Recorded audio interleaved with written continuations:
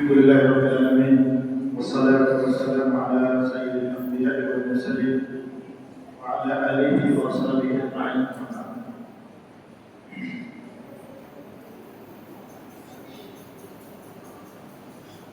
بہت معصوم اور بھولے چہرے تو ہمیں سمجھ میں نہیں آ رہا کہ ان بھولے لوگوں کو کیا بات کہی جائے. آپ لوگوں میں سے غالب کا نام کسی نے سنا؟ مرزا اسد اللہ خان غالب کا نام سنا؟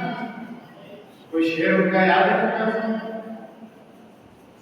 اشعار وغیرہ پڑھتے ہیں جی؟ غالب کا ایک شعر عجیب و غریب معنی کا فارسی میں. فارسی سمجھتے ہیں تھوڑا بہت نہیں سمجھتے ترجمہ کرتے. غالب نے کہا کہ آتش ہے ہر سرے نارے مخلوق دل. آتش ہے ہر سرے نارے مخلوق دل. قانون باغبانی صحرا نوشتہ ہے. آپ سمجھتے ہیں کانٹا تو سمجھتے ہیں کہ کانٹا نہیں, اور کانٹے کا جو نوک ہوتا ہے اچھی ہو جاتی ہے. تو غالب کہتا ہے کہ میں نے تمام کانٹوں کو اپنے دل سے سیراب کیا, سینچا, اور میں وہ آدمی جس نے صحرا سب چیز جو بیابان ہوتا ہے جہاں پر ریت,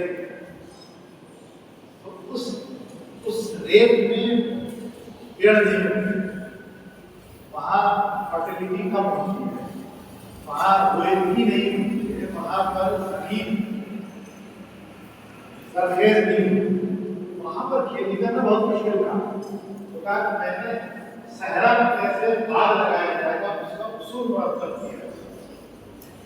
یہ شعر میں نے اس جگہ میں دیکھ کے یاد آیا کہ سنا کیونکہ یہ کسی زمانے میں کھیت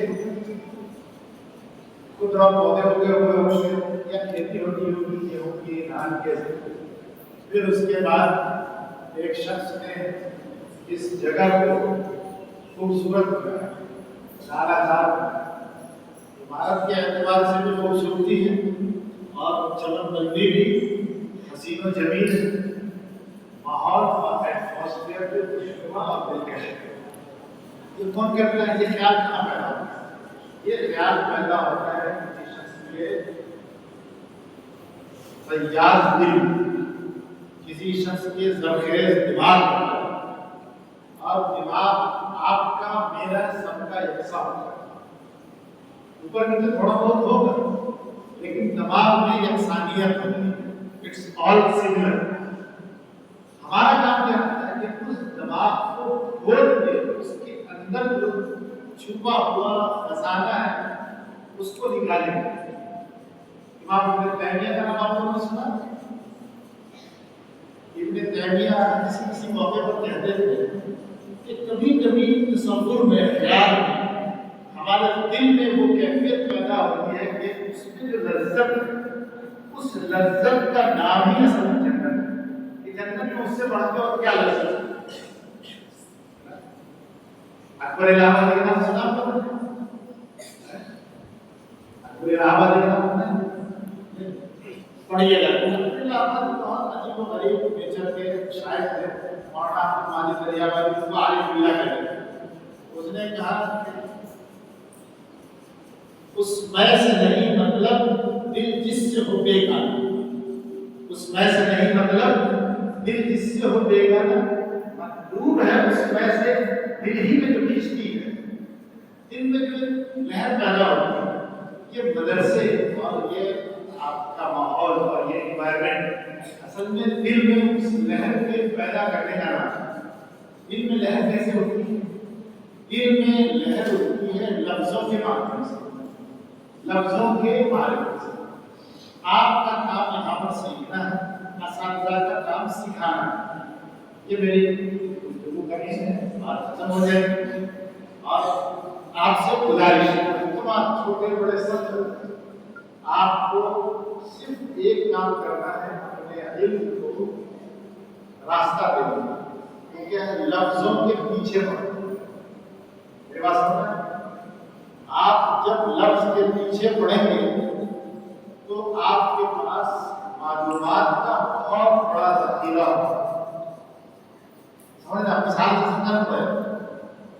समझ गए? लफ्ज के पीछे कैसे पढ़ा जाता है?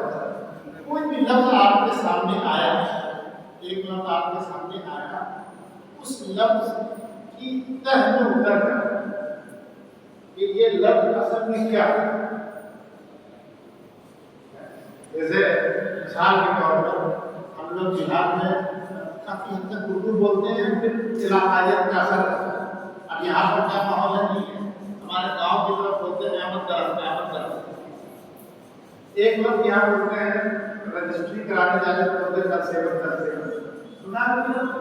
एक लोग इधर चलता है घर में जरूर सुना। अब देखिए कि ये अहमद दर